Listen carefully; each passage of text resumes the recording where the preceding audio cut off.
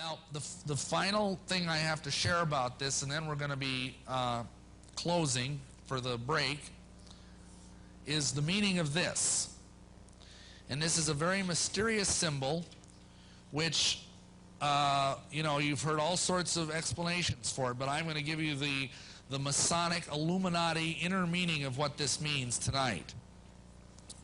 And it's going to probably gross you out and astonish you, and I apologize in advance for that. But this is what it means. Crowley reveals the secret behind the all-seeing eye symbol in one of his books, the Book of Thoth, which is a very advanced manual on tarot card readings. And this is the eye of Lucifer. But believe it or not, it corresponds to a human organ that, for lack of a more delicate term, we'll call the rectum. Which is kind of ironic when you think about it, that this represents Lucifer. And what this refers to is that the occult archaeometric doctrine of Masonry is that by accessing alternate universes through sodomy, especially of young boys, you can access alternate dimensions of reality through what are called the tunnels of Typhon. There is a belief that through this sexual perversion, they can access these tunnels into alternate universes, alternate realities. And the goal of this kind of magic is to find your own universe and become the god over that universe. This buys into the modern day physics theory that there's many, many dimensions of reality. Maybe you've read about that. Alternate universes. It shows up in science fiction a lot. And then once you're the god of this universe, you can start sucking the energy out of it. And you can use that energy through this child to live forever and ever and ever. And there are men, I have met several that claim to be hundreds of years old. Now, of course, are they lying their lips off? I frankly think they are. This is a deception.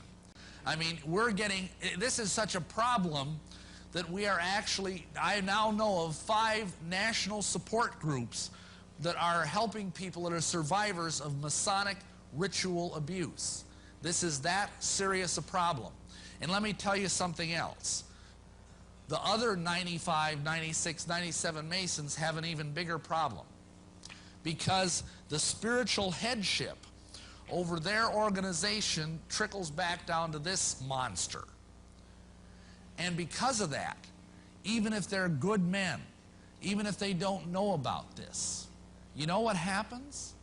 They begin to struggle with profound temptations to move in this area of pedophilia and homosexuality. And this is dangerous stuff.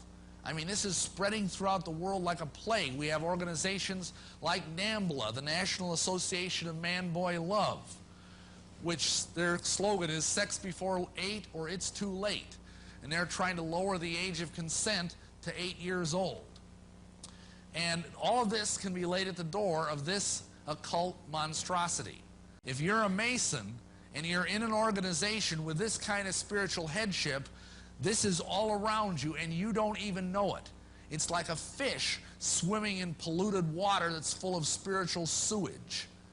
And you can't help but take this into yourself. But it's important to understand that in all of this, that I myself, as a normal, red-blooded heterosexual, was finding myself continually drawn into sexual thoughts and sexual fantasies about little boys. I thank God I never acted on any of that. But it was being forced on me because I was under the umbrella of the Masonic leadership.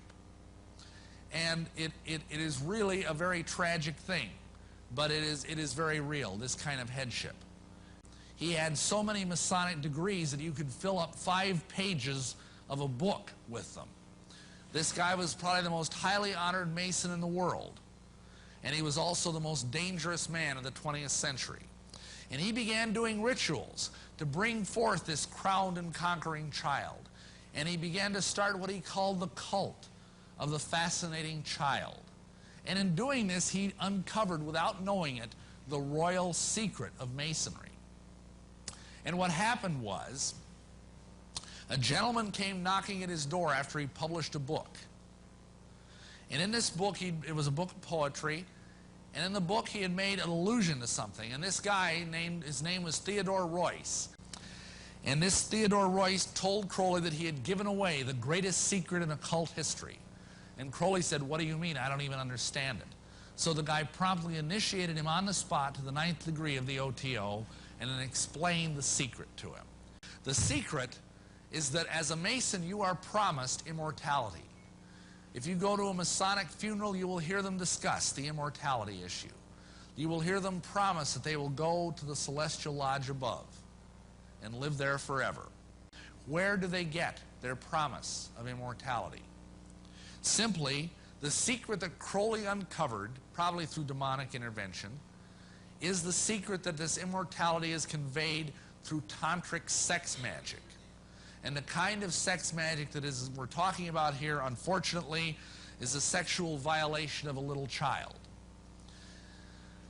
Crowley taught that the way you could live forever was by vampirizing little children sexually. And he personally bragged of having slaughtered 150 male children in 1 year. This is why he was called the wickedest man in the world. And this, I apologize that this is so horrible, but Masons are doing this.